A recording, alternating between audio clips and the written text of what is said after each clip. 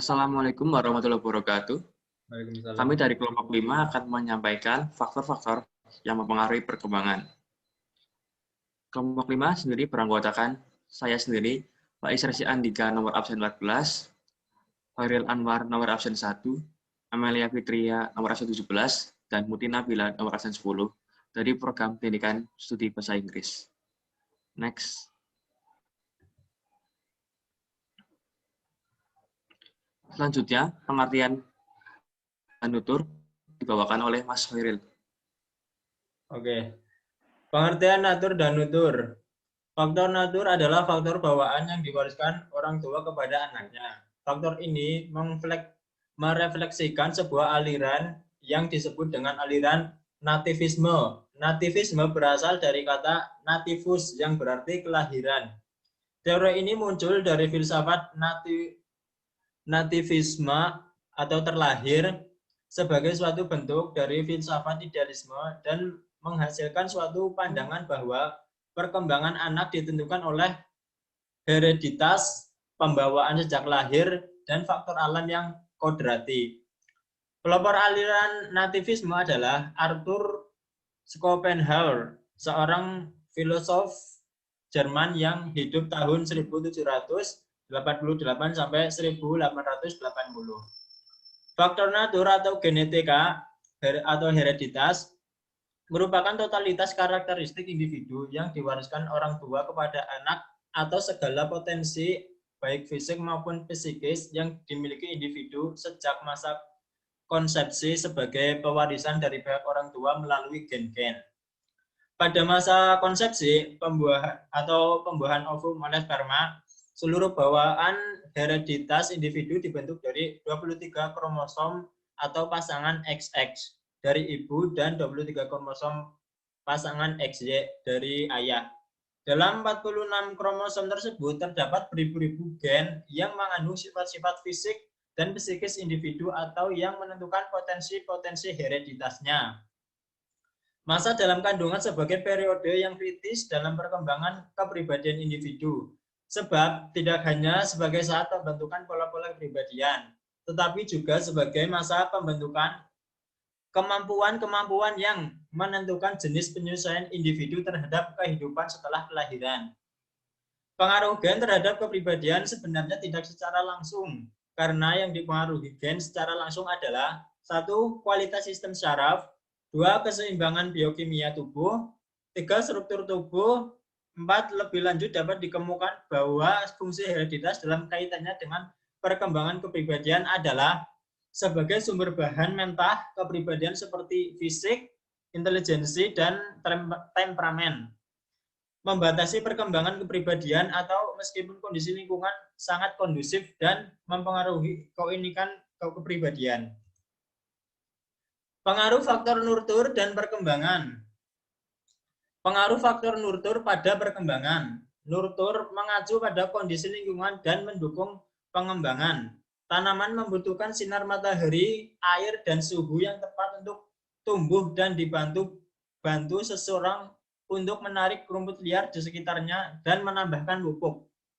Anak-anak juga perlu pupuk. Mereka membutuhkan cinta dan dukungan dari orang tua, saudara, keluarga, guru, dan teman sebaya, dan orang lain.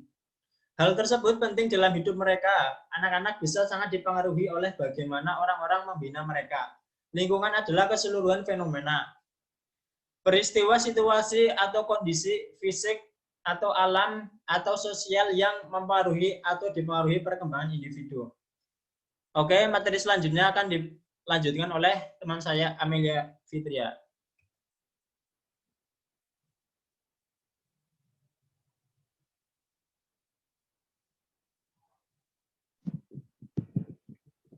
Lingkungan keluarga. Lingkungan keluarga dipandang sebagai faktor penentu utama terhadap perkembangan anak. Alasan tentang pentingnya peranan keluarga bagi perkembangan anak adalah A. Keluarga merupakan kelompok sosial pertama yang menjadi pusat identifikasi anak. B. Keluarga merupakan lingkungan pertama yang mengenal nilai-nilai kehidupan kepada anak. C. Orang tua dan anggota keluarga lainnya significant people bagi perkembangan kepribadian anak. D. Keluarga sebagai institusi yang memfasilitasi kebutuhan dasar insani atau manusiawi, baik yang bersifat fisik atau biologis, maupun sosio-psikologis. Dan E. Anak banyak menghasilkan waktunya di lingkungan keluarga. Menurut Hammer dan Turner, peranan orang tua yang sesuai dengan fase perkembangan anak adalah 1. Pada masa bayi berperan sebagai perawat, 2. Pada masa kanak-kanak sebagai pelindung, 3. Pada usia prasekolah sebagai pengasuh, 4. Pada masa sekolah dasar sebagai pendorong, pada masa pra-remaja dan remaja sebagai konselor. B. Lingkungan sekolah. Sekolah merupakan lembaga pendidikan formal yang secara sistematis melaksanakan program bimbingan, pengajaran, dan pelatihan dalam rangka membantu para siswa agar mampu mengembangkan potensinya secara optimal, baik yang menyangkut aspek moral, spiritual, intelektual, emosional, sosial, maupun fisik motoriknya. Harlock mengemukakan bahwa sekolah merupakan faktor penentu bagi perkembangan kepribadian anak, baik secara dalam berpikir, bersikap, maupun berperilaku. Sekolah berperan sebagai substitusi keluarga dan guru sebagai substitusi orang tua. C. Kelompok tak sembaya. Makin kecil kelompoknya, di mana hubungan-hubungan erat terjadi, makin besar pengaruh kelompok itu terhadap anak. Bila dibandingkan dengan kelompok yang besar, yang anggota-anggota kelompoknya tidak tetap. Pengaruh kelompok teman sebaya terhadap anak bisa positif atau negatif. Berpengaruh positif apabila anggota kelompok itu memiliki sikap dan perilaku positif atau berakhlak mulia. Sementara yang negatif apabila para anggota kelompoknya berperilaku menyimpang, kurang memiliki tata krama atau berakhlak buruk. Terkait dengan pengaruh negatif dari kelompok sebaya terhadap anak, Tilly dan Browner menemukan bahwa 67% dari 3.000 anak nakal di Chicago ternyata karena mendapat pengaruh dari teman sebayanya.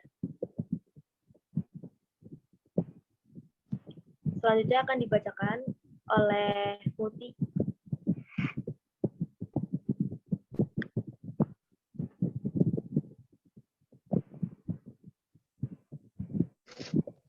Yang D. Masyarakat.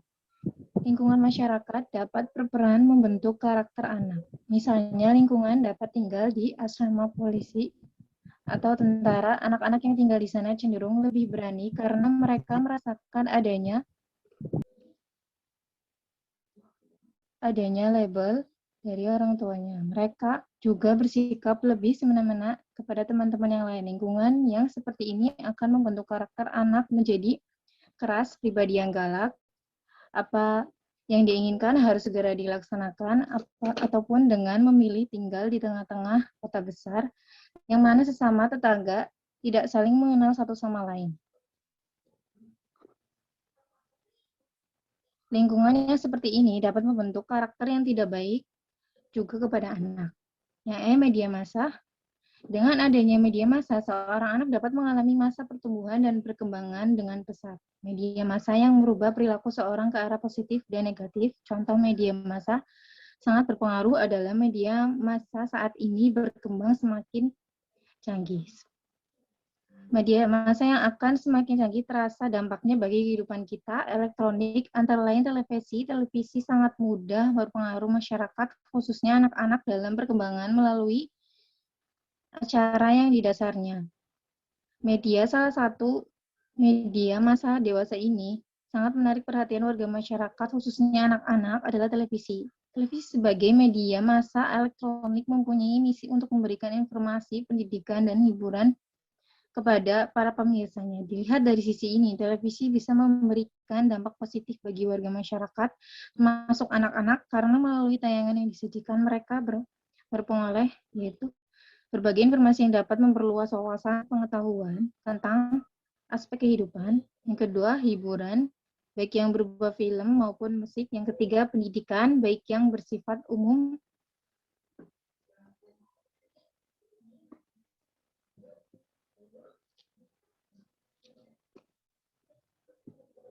Faktor natur dan natur dalam perkembangan aspek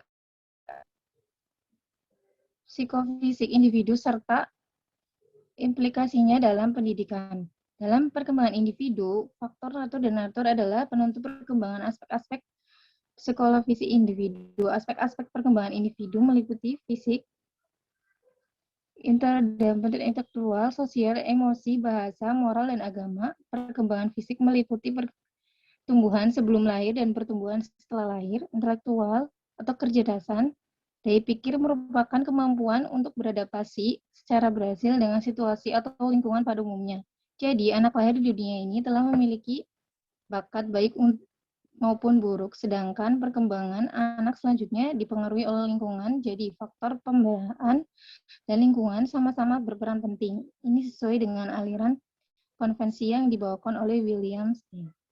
Anak yang mempunyai perkembangan baik dalam didukung dan lingkungan pendidikan yang baik akan menjadi semakin baik, sedangkan bakat yang dibawa sejak lahir tidak akan berkembang dengan baik tanpa didukung lingkungan yang sesuai bagi perkembangan bakat itu sendiri. Sebaliknya, lingkungan yang baik tidak dapat menghasilkan perkembangan baik secara optimal jika tidak didukung oleh bakat baik yang dibawa anak. Dengan demikian, aliran konvensi menganggap bahwa pendidikan sangat bergantung pada faktor pembawaan atau bakat dan lingkungan. Hanya saja, William Stein tidak menerangkan beberapa besar perbandingan pengaruh kedua faktor tersebut. Sampai sekarang, pengaruh dari kedua faktor tersebut belum bisa ditetapkan.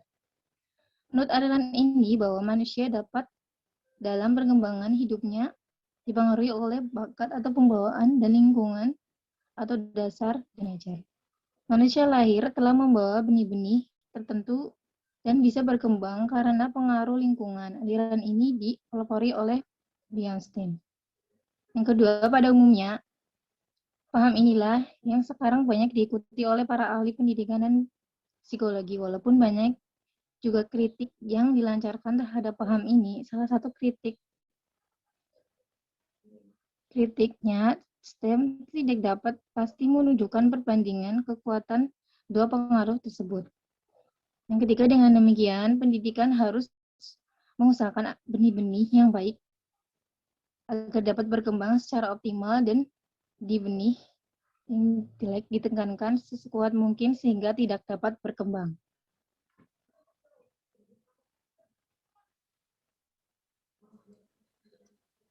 Lalu, kesimpulan yang kelompok kami dapatkan adalah natur dan nutur merupakan komponen dari faktor-faktor yang mempengaruhi perkembangan seseorang. Natur, sifat dasar, dapat diartikan sebagai sifat khas seorang yang dibawa sejak kecil, yang diwarisi sebagai sifat pembawaan, sedangkan nutur atau pemeliharaan dapat diartikan sebagai faktor-faktor lingkungan yang mempengaruhi individu sejak masa pembuahan sampai selanjutnya adalah meliputi lingkungan, keluarga, lingkungan sekolah, serta semuanya. Dari faktor nutur maupun natur sama memiliki peran yang penting dalam proses perkembangan pendidikan seseorang, baik meliputi fisik, emosional, maupun sikap perilaku, dimulai dari keluarga yang merupakan lingkungan pertama seseorang dalam mendapatkan pendidikan. Dan selain hal itu, pendidikan keluarga seseorang dalam berkembang ke depannya. Mungkin sekian buat kemerdekaan. Terima kasih. Wassalamualaikum warahmatullahi wabarakatuh.